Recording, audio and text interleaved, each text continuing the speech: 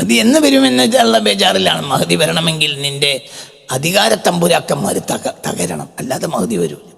എല്ലാവർക്കും ഇതൊക്കെ നിലനിർത്തിക്കൊണ്ട് മഹദി വരണം, നടക്കൂല. കോഴിമുട്ടയുടെ തോട് പൊട്ടാതെ കുട്ടിയെ കിട്ടണം എന്ന് പറയും പോലെ ആയിരിക്കും എന്ത് ഈ അധികാര ബിംബങ്ങളൊക്കെ നിലനിർത്തി തന്നെയും മഹദി വരണം. നമ്മൾക്ക് മഹത്തായ സൗദി സർക്കാർ നിലനിന്നുകൊണ്ട് മഹദി വരണം, നടക്കൂല. ലാ യഖ്റുജുൽ മഹ്ദിയു ഹത്താ യസൂല മുൽക്കുൽ അറബ് എന്ന് മുസ്തഫ നബി പറഞ്ഞിട്ടുണ്ട്. അറബ് രാജാക്കന്മാരുടെ രാജാധികാരങ്ങൾ തകർന്ന് തരിപ്പണമാകാതെ ഒരിക്കലും മഹദി പുറത്തു വരികയില്ല എന്ന് പുണ്യ റസൂൽ പറഞ്ഞിട്ടുണ്ട്. കോഴിക്കുട്ടിയെ കിട്ടണമെങ്കിൽ എന്ത് ചെയ്യണം? ഏറ്റവും ചുരുങ്ങിയത് കോഴിമുട്ട പൊട്ടണം. കോഴിമുട്ട പൊട്ടാതെ കോഴിക്കുട്ടിയെ കിട്ടാനുള്ള വഴി PC സർക്കാരിനെ പോലത്തെ മജീഷ്യന്മാർക്ക് അറിയായിരിക്കും, എനിക്കറിയില്ല.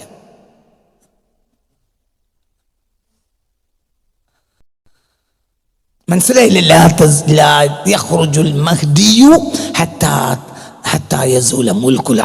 അറബ് രാജാധികാരങ്ങൾ തകർന്ന തരിപ്പണമാകാതെ മഹദി പുറത്തു വരികയില്ല, അത് തകരുകയും ചെയ്യും. നിങ്ങളിപ്പോൾ വിചാരിക്കുന്നത് ഇറാൻ തകർക്കപ്പെടുന്നല്ല, ഒരിക്കലുമല്ല. ഇറാൻ തകരും, പക്ഷേ ഇറാൻ തകർന്നാൽ ബാക്കിയുള്ളതൊക്കെ തകരും.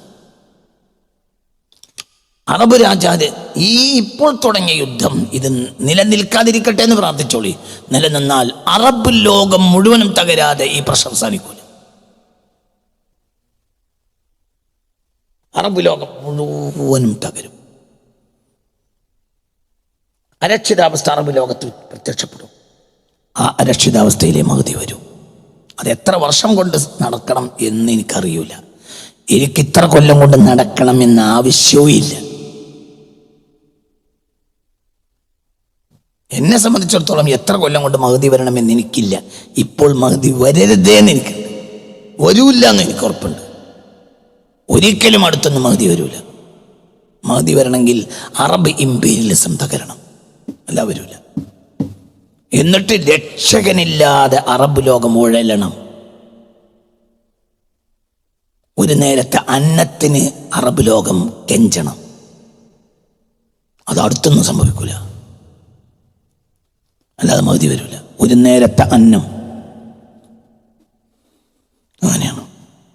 കോടാനക്കോടി സ്വർണ്ണഖനികൾ സ്വന്തമാക്കുന്നതിനേക്കാൾ ഒരു അറബിക്ക് ആഗ്രഹം ഒരു റൊട്ടി കഷ്ണം കിട്ടലായിരിക്കും. അപ്പോഴേ മഹദി വരും. ഒരു സൗദിക്ക്, ഒരു UAE-ക്കാരന്, ഒരു അറബിക്ക് ഒരു കഷ്ണം റൊട്ടിയായിരിക്കും എന്ത് സ്വർണ്ണമലകൾ കിട്ടുന്നതിനേക്കാൾ ഇഷ്ടം. അങ്ങനത്തെ ഒരു കാലത്ത് മഹദി വരിക. അത്രയും എക്കണോമിക്കലി അവർ തകർന്നു. രാജാവാകാൻ ഒരാൾ കിട്ടൂല. അപ്പോഴാണ് വലിച്ചു കൊണ്ടുവരിക ജനം ഒരാളെ, അയാളാണ് മഹദി. ഇന്നിപ്പോൾ ആളുകൾ അടികൂടുക രാജാവാകാൻ.